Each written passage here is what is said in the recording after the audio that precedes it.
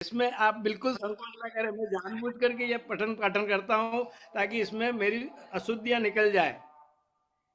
हाँ, कोशिश ये लेकिन ये है। 5 श्लोकों में शुद्धि आती थी, पर मेरे ये संकोच था कि आपसे इन विषय में क्या कहें। नहीं नहीं, तो मुझे आपने, मुझे महसूस हुआ, इसलिए मैंने आज पुस्तक देख करके पठन पाठन किया। हाँ ठीक है, बहुत अच्छा। बहुत अच्छा, धन्यवाद। आपने एकदम शुद्ध पाठ किया। और नारायण। दिव्यम बोलते थे, वो आपने दिव्य ही बोला, क्योंकि वो दिव्यम बोलने से फिर वो आगे सही नहीं बैठता है, ठीक क्योंकि ठीक। आगे मैं तो आ ही रहे। बिल्कुल, बहुत बहुत बहुत बहुत धन्यवाद अच्छा नारायण। किया आपने। नारायण का धन्यवाद, आपका धन्यवाद, ठीक है, बहुत बहुत प्रणाम आपको, प्रणाम। धन्यवाद। अच्छा, तो अब कल का सत्संग का सार प्रांजल सुना दो। कल महाराज जी के प्रातःकालीन प्रार्थना का सत्संग था, उसका राधिका ने भी डाला है सत्संग ग्रुप में, बहुत बढ़िया। और अभी प्रांजल से सुन भी लेते हैं। सुनाइए। नारायण नारायण। नारायण। एक परमात्मा ही मेरे है और मेरा कोई नहीं है। शरीर इंद्रिया परिवार वस्तु व्यक्ति कोई अपना नहीं है। भगवान का होकर के भगवान के नाम का जप करो। भगवान के हम पहले से है, बस हमने स्वयं को संसार और उसके नाशवान पदार्थों को अपना मान लिया था। वास्तव में ये ही कुसंग है। इस कुसंग को हटाना है। परमात्मा को जब हम अपना मान लेंगे तब हमारा ये शरीर संसार को अपना मानने वाला भ्रम छूट जाएगा। विचार करो कि वास्तव में हमारा कौन है। संसार तो नहीं हो सकता, वो प्रतिक्षण नष्ट हो रहा है। हमारा तो हमारी तरह सदा रहने वाला होना चाहिए, जो है परमात्मा। हमारी एकता वास्तव में भगवान के साथ है, क्योंकि भगवान भी सदा रहने वाले हैं और हम भी। हम भगवान के हैं और भगवान के ही रहेंगे। अनादिकाल से हम भी वही है और भगवान भी वही है। ना भगवान बदले हैं और ना हम बदले हैं। बस आस पास सब कुछ था वो सब बदल गया। हम भगवान से कभी अलग हो सकते नहीं। हम केवल शरीर और संसार को अपना मानने से ही उन्हें भूल गए। हमारी भूल को हम सही कर दे तो हमें याद आ जाएगा कि मैं सदा से परमात्मा का हूँ और परमात्मा मेरे है। सेठ जी कहते हैं कि ऐसा कभी नहीं मानना चाहिए कि मेरा वापस जन्म होगा। अब अगर हम भगवान के हो गए तो वापस जन्म नहीं होगा। हम जो भी करेंगे भगवान की प्रसन्नता के लिए करेंगे, तो हमारा जीवन ही साधन में बदल जाएगा। बस जाने हुए असत का त्याग करना है और भगवान की आज्ञा के विरुद्ध कार्य नहीं करना है। हम भगवान के सदा से हैं। भगवान सब प्राणियों में आत्म रूप से विराजमान है। भगवान स्वयं कहते हैं कि सब मेरे बेटा बेटी है। मनुष्य भगवान को सबसे प्यारे लगते हैं क्योंकि वो भगवान को अपना मान सकते हैं। दो का ही संग अच्छा है, उनके साथ ही प्रेम करना चाहिए। एक तो भगवान के साथ या भगवान के भक्तों के साथ। जहाँ है वहीं रहो। बस किसी को अपना नहीं मानना है और सेवा करो। काम वही है, बस भाव बदलना है। स्वामी जी महाराज जी ने भी पंचामृत में यही बात कही है। कोई बच्चा जब बोलना सीखता है तब वो झूठ नहीं बोलता, सच्ची बोलता है। झूठ तो हम उसे सिखाते जाते हैं। हमारे में दिव्य गुण पहले से है। कुसंग से गलती से आसुरी संपत्ति आती है। हम जिंदगी भर सच बोल सकते हैं पर जिंदगी भर झूठ नहीं बोल सकते। हमारे वास्तविक गुण दिव्य संपत्ति है, जो भगवान के गुण हैं। उन्हें मिटाया नहीं जा सकता। नारायण नारायण नारायण नारायण। बहुत अच्छा लिखा है, बहुत बढ़िया। तो आज 7वां अध्याय कल समाप्त हो गया था, तो अपन जैसे पिछले अध्याय में किया है ऐसे ही अभी करने का विचार है। मैं 2 श्लोक पढ़ता हूँ जिसमें दो दो गलतियां मैं जानबूझ के करूंगा, तो आप उनको पकड़ लें और फिर शुद्ध पाठ कर लें। तो पहले 7वें अध्याय का 17वां श्लोक मैं बोलता हूँ। अध्याय 7 श्लोक 17। तेषां ज्ञानी नित्ययुक्त एक भक्तिर्विशिष्यते प्रियो हि ज्ञानिनोत्यर्थ महम सच मम प्रिय। एक बार फिर बोलता हूँ। तेषां ज्ञानी नित्ययुक्त एक भक्तिर्विशिष्यते प्रियो हि ज्ञानिनोत्यर्थ स च मम प्रिय।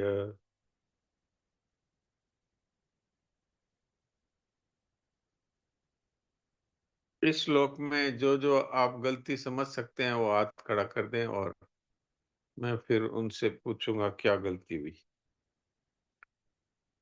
फिर इसके बाद 20वां श्लोक मैं बोलता हूँ। और रामानुज जी आप बताएंगे। प्रियो ही ज्ञानिनोत्यर्थ महम नहीं बोला आपने। ठीक है, और बताइए। तेषाम, हाँ, इसमें क्या भूल हुई। तेषां ज्ञानिनित्युक्त एक भक्तिर्विशिष्यते, भक्ति विशिष्यते बोला आपने शायद। अच्छा, ठीक है। पिस्ता देवी आप बता पाएंगे क्या भूल हुई। नारायण नारायण महाराज जी, मेरे को नारायण। यहाँ लगा थोड़ा ज्ञानी नो तीर्थ में भी आपने तीर्थ बोला। अच्छा, और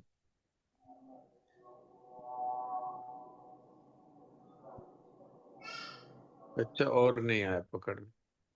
मैं आपको अभी लास्ट में बताऊंगा कि मैंने क्या भूले की थी। अभी मैं एक बार सबसे पूछ लेता हूँ। हाँ प्रीति, आप बताइए। जी सर, एक तो आपने विशिष्यते बोला है, विशिष्यते होना चाहिए था। अच्छा दूसरा, आप महम नहीं बोले। अच्छा हाँ, और एक तेषा बोला, तेषाम होगा। अच्छा, ठीक है। ज्योति। राम प्रणाम जी सा। राम।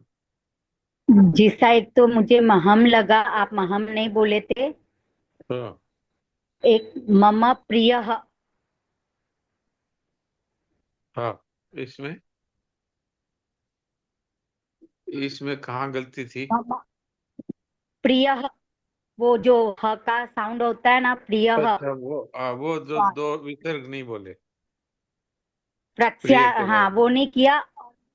और ये मम का मैंने ध्यान नहीं दिया कि क्या मालूम, ये मुझे ऐसा लगा मम बोला है या मम पूरा आएगा दोनों, मम मम प्रिय। हाँ, बहुत बढ़िया, ठीक है। सुलोचना देवी आप बताइए। ज्योति बहुत होशियार है। प्रणाम महाराज। प्रणाम। महाराज जी में तो मैं है के ऊपर या बिंदी है ना, मैं हम, ये एक पकड़ पाई और मेरे को नहीं ध्यान में। ठीक ठीक ठीक है। आप में से मैं बता देता हूँ जो मैंने गलतियां की है वो। एक तो ते शाम, ये है ना, तालब्य के ऊपर से या यहां से आना चाहिए शाह शाह। तो इसको मैं ते सा बोला, सा पहला। ये मैंने सरसों वाला सह बोला और ये षटकोण वाला सह है। और एक में प्रियो ही ज्ञानिनो तीर्थ बोलना चाहिए था, तो ही पूरा बोला था। प्रियो ही ज्ञानिनो तीर्थ बोला, जबकि ये प्रियो ही ज्ञानिनो तीर्थ है, ही छोटा है। और एक प्रिय है मैंने विसर्ग नहीं बोला था। और एक एक महम में बीच में एक बार बोला, एक बार नहीं बोला था। तो जिन्होंने ये गलतियां बताई है वो प्राय सब ने ठीक ही बताई है। तो अब मैं सारा 20वां ही श्लोक सही है। बोलता हूँ।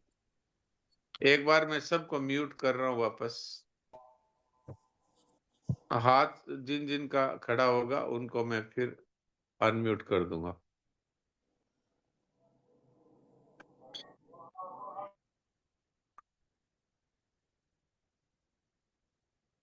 अभी 20वां श्लोक बोलता हूँ 7वें अध्याय का।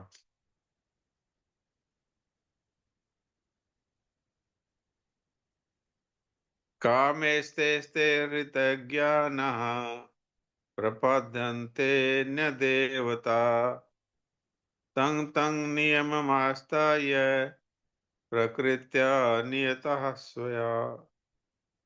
एक बार फिर बोलता हूँ। कामेस्ते ज्ञानः प्रपद्यन्ते न देवता तं तं नियममास्ताय प्रकृत्या नियतः स्वया। अब आप इनमें से जो जो गलती पकड़ सकते हैं वो हैंड रेज कर दें। हाँ पिस्ता देवी, आप बताइए। नारायण नारायण महाराज जी, मेरे को तो नारायण। एक तो ये लगा कि प्रबद्धन्ते न्य, इसमें गलती लगी। एक सवया सवया। अच्छा, सोया में। हाँ। ठीक है, रामानुज जी आप बताइए। ये कामयी, कामयी की जगह कामे बोला आपने। अच्छा, एक प्रपद्यन्ते यहाँ पे थोड़ा सा लगा मुझे, बाकी तो ठीक जी लगा। ठीक है। सोन जी आप बताइए। राम राम जी साहब। राम राम। जी साहब, मैं तो प्रथम चरण में लगा कि जैसे मैं तैस आई बोलना चाहिए था, कामैस तैस तैर हर्त ज्ञान। हाँ, हाँ तो बस यही लगा मुझे। हाँ ठीक है। हाँ प्रीति। जीता, एक तो ये आपने आई की जगह ए बोला 23 में, हाँ एक तो मुझे वो लगा। दूसरा आपने मास्थाय की जगह माथाया बोला है, अच्छा मुझे तो ये ठीक है। लगा। ठीक है। सुनील दास जी। हाँ महाराज जी, राम राम। महाराज जी, क्या? मेरे को प्रथम चरण में गलती लग रहा है, और हाँ द्वितीय चरण में देवता देवता है, हा नहीं बोले हैं। हाँ जी ठीक है। ज्योति। आई पकड़ेगी। हाँ, राम प्रणाम जी साहब। राम राम। आई वाला तो है ही जी साहब, वो कामैस आएगा, और देवता उसमें भी वो आएगा, और तम तम नियम नियम पूरा म आएगा, और नियता चौथे चरण में नियता उसमें भी हल्का सा ह का साउंड आएगा, और ऊपर वाले ज्ञाना में भी हल्का सा ह का साउंड आएगा। ठीक है, बहुत अच्छा। सुलोचना। अब तो मेरे वर्ग। महाराज जी मेरे को तो एक काम में ही नहीं लगा, एक काम में ही ठीक है ठीक। कामेश ते ही ये चरण में ही लगा मेरे को। ठीक है ठीक। बिमला बालासरिया।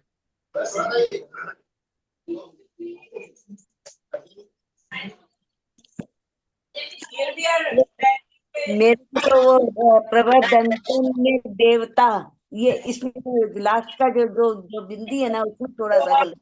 अच्छा जी।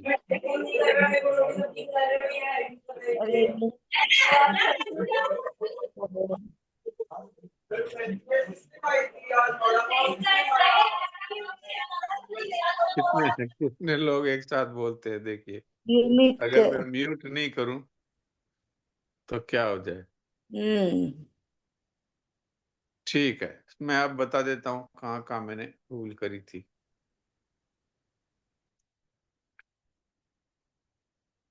ये आपने ठीक ही पकड़ा, कामैस्तैस्तैर्हृतय ज्ञानः। तो इसमें मैंने कामेस्ते बोला था, और ज्ञाना के बाद में एक बार विसर्ग लगाया था, एक बार नहीं लगाया था। और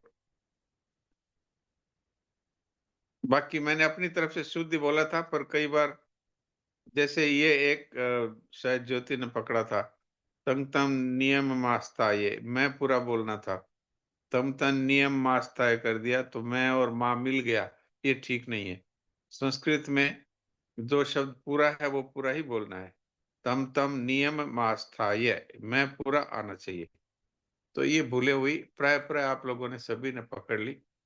तो ये हर बार ऐसा करने का विचार रहता है कि जब अध्याय पूरा हो जाए तब हम एक प्रतियोगिता रख लेते हैं, जिससे पता लग जाए भी कौन कौन लोग विशेष ध्यान दे रहे हैं, और अशुद्धियों का भी पता लगता है कि कौन कौन अशुद्धि कर रहा है और कौन कौन उसको सुधार कर रहा है।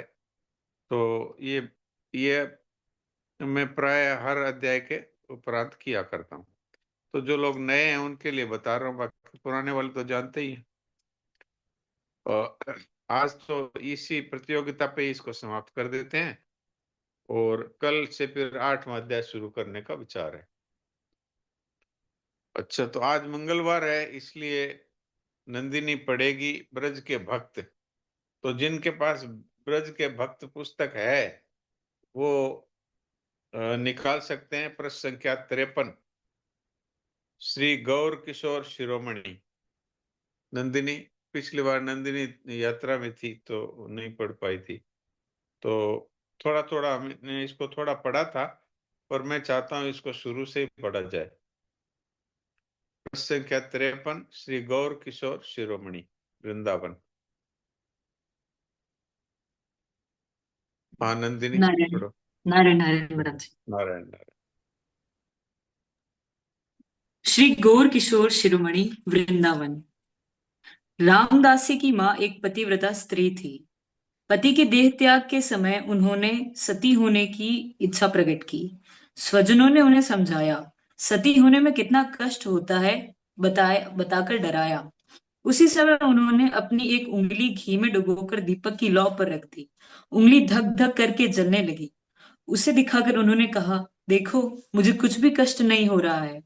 तब पति की ज्वलंत चिता की 7 बार परिक्रमा कर वे उसमें कूद पड़ी।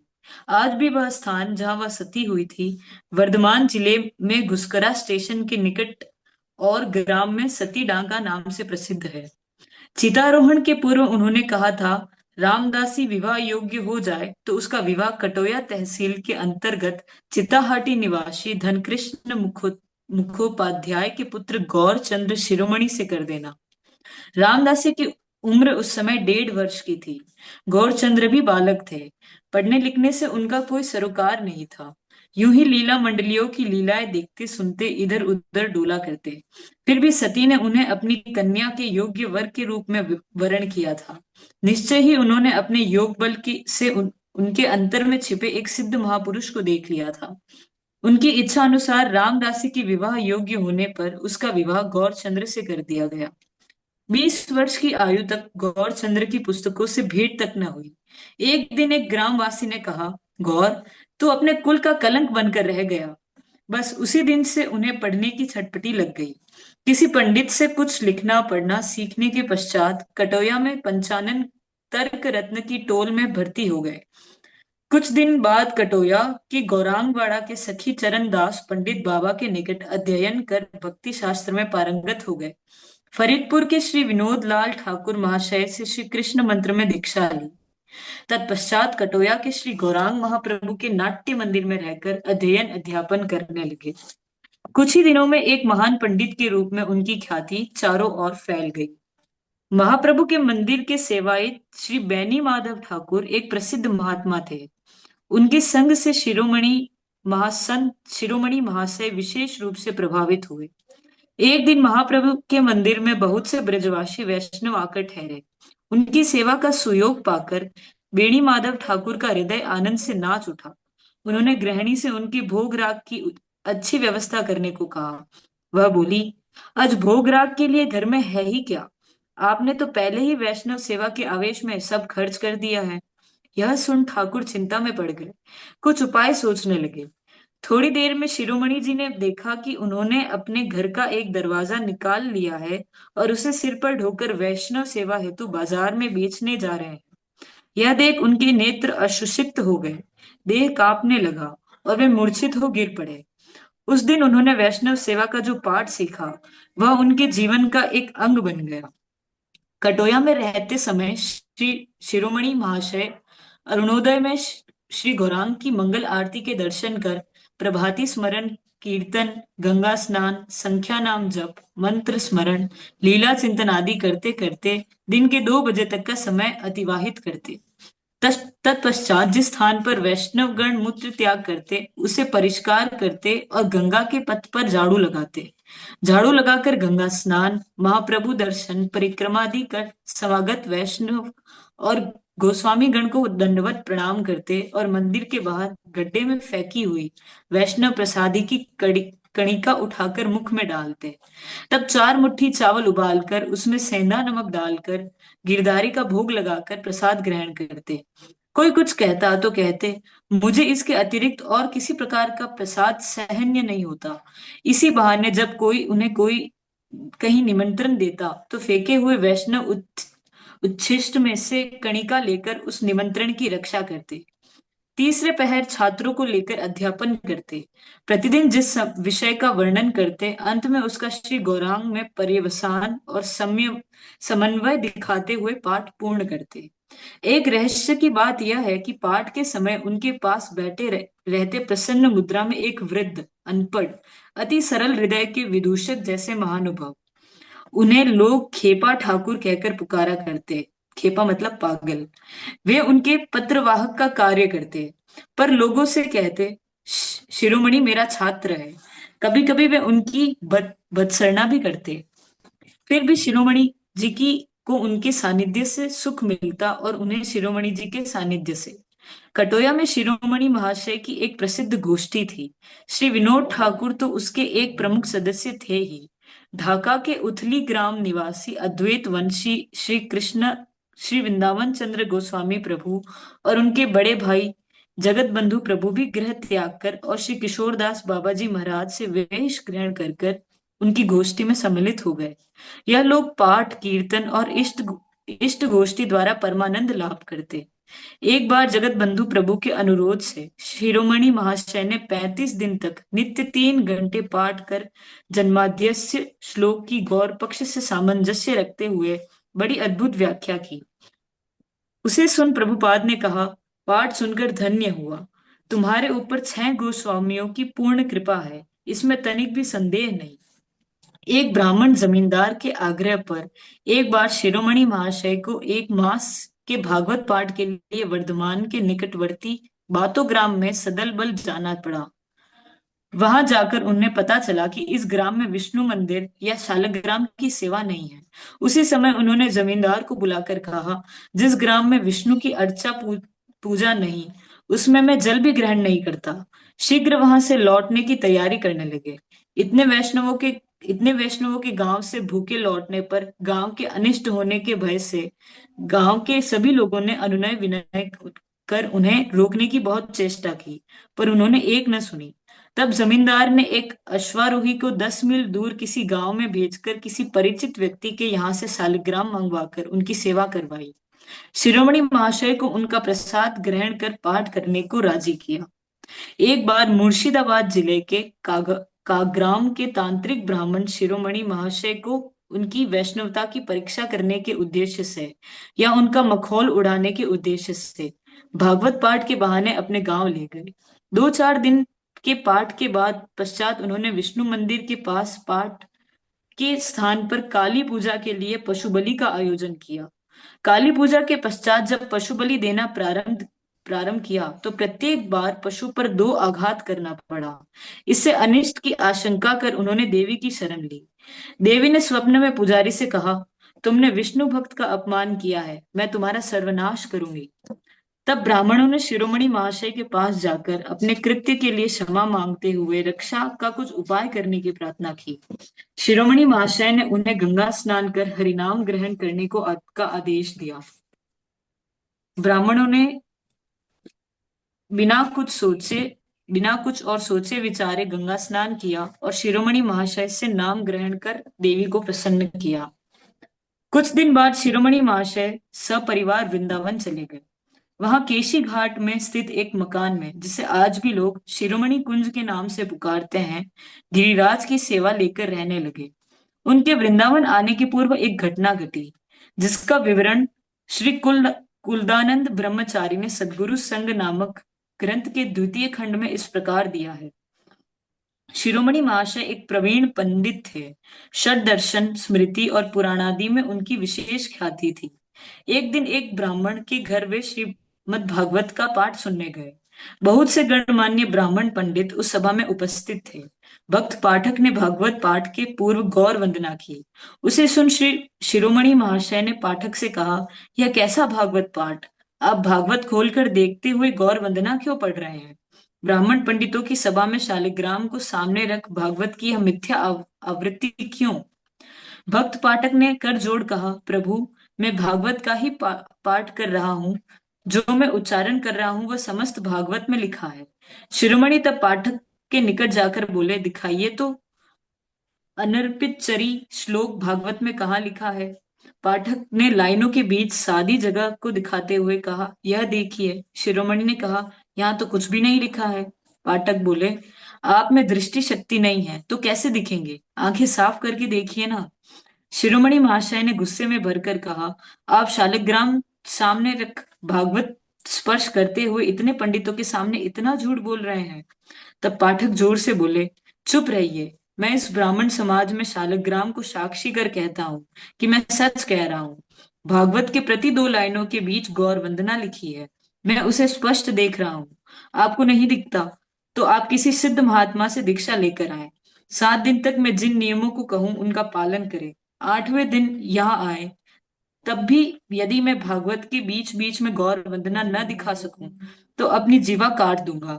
यह मैं सबके सामने शपथ लेकर कहता हूँ। शिरोमणि महाशय ने ऐसा ही किया। उन्होंने सिद्ध श्री चैतन्य दास बाबा जी से दीक्षा ली। 7 दिन तक पाठक के बताए नियमों का पालन किया। 8वें दिन उनके पास जाकर भागवत देखी तो उन्हें स्पष्ट 2 लाइनों के बीच स्वर्ण अक्षरों में गौर वंदना लिखी दिखी। उनके नेत्रों से अश्रुधार प्रवाहित होने लगी। वे रोते रोते अस्थिर हो गए और भूमि पर लोट पोट होने लगे। उसी समय सब छोड़कर वृंदावन चले गए। तभी से वहां रह रहे हैं। वे महातेजस्वी हैं। उनके जैसा दूसरा व्यक्ति इस समय वृंदावन में नहीं है। वृंदावन में शिरोमणि महाशय अपराह्न में छात्रों को श्रीमद् भागवत पढ़ाया करते। एक दिन वे चतुर्थ स्कंद के दक्ष यज्ञ के प्रसंग का वर्णन कर रहे थे। एक छात्र ने प्रश्न किया, सती जी ने किस प्रकार योग बल से अपना शरीर भस्मीभूत कर दिया? शिरोमणि महाशय उत्तर में कुछ कहे इसके पूर्व पास में बैठे एक अपरिचित वैष्णव ने, जो नित्य पाठ सुनने आते और पाठ समाप्त होते ही दंडवत कर चले जाते, छात्रों की ओर देखते हुए कहा, आप लोग इसके उत्तर में सुनना चाहते हैं या देखना चाहते हैं? छात्रों ने कहा, देखने को मिले तो सुनना कौन चाहेगा। तो देखिए, कह वे उत्तर दिशा की ओर मुख कर आसन लगा बैठ गए और जय गौरांग कह ध्यानस्थ हो गए। कुछ देर में उनके दाहिने पैर के वृद्धांगुष्ठ में योगाग्नि प्रज्वलित हुई। वह धीरे धीरे सारे शरीर में फैल गई और उन्हें भस्मीभूत कर दिया। शिरोमणि महाशय चीख पड़े, हाँ, कैसा सर्वनाश! छात्रों ने यमुना जल से अग्नि निर्वापित करने की बहुत चेष्टा की पर वे सफल न हुए।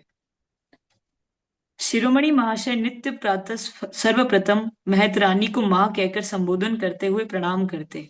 शिष्यों के प्रश्न करने पर वह कहते, जानते नहीं, ये मेरी माँ है। शिशुकाल से मैं इनका ऋणी हूँ। तभी से ये मेरा मल मूत्र परिष्कार करती आ रही है, अब भी कर रही है। मात्र रूप से ये मेरी जैसी सेवा करती है, उसे देख मेरा हृदय भर आता है, इसलिए इन्हें प्रणाम करता हूँ। वृंदावन में देश विदेश से आए गोविंद दर्शनार्थी यात्रियों को भी शिरोमणि साष्टांग प्रणाम करते। उन्हें प्रणाम करने के संबंध में जब कोई शिष्य पूछता तो कहते, अरे इन महाभाग्यवान यात्रियों के मर्म को तू क्या जाने? तुम लोग वृंदावन में रहते हो, नित्य यमुना स्नान करते हो, तुम्हारे भाव भक्ति सूत्र में गांठ पड़ गई है।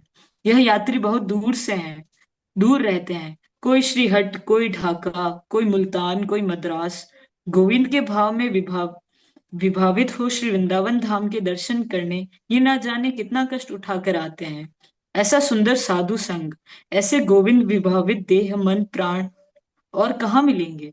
इसीलिए मैं भक्ति पूर्वक इन्हें प्रणाम करता हूँ और सोचता हूँ कि कब इनके सामने मेरे देह मन प्राण भी गोविंद भाव में विभावित होंगे। नारायण नारायण नारायण। इनको एक बार यही रख लेते हैं क्योंकि अब करीब 2 मिनट बचे हैं। आपने देखा कि ये जो वृंदावन के संत हैं, इनमें कितनी एक भक्ति विशेषता से भरी हुई है और कितना त्याग है। और परमात्मा के ऊपर कितना विश्वास है। अब उनको ये खाली एक शिष्य ने कह दिया कि वो किस तरह से जल गई, सती है वो बिना आग के किस प्रकार जल गई योग बल से।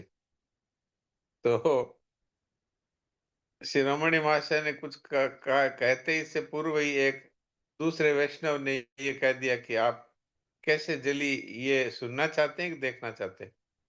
तो छात्रों ने कह दिया देखने को मिले तो सुनना कौन चाहेगा।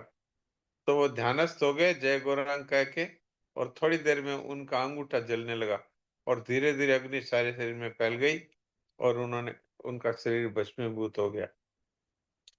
तो देखिए ये संत महात्माओं में ये सिद्धियां अपने आप आ जाती है, क्योंकि वो भगवान की भक्ति करते हैं। उनको सिद्धि की भक्ति नहीं करते, वो भगवान की भक्ति करते हैं। तो भगवान की भक्ति करने वालों में सारी सिद्धियां स्वतः आ जाती है। तो ये बड़े चमत्कारी संत हैं। तो इनका ये चरित्र आपको देखने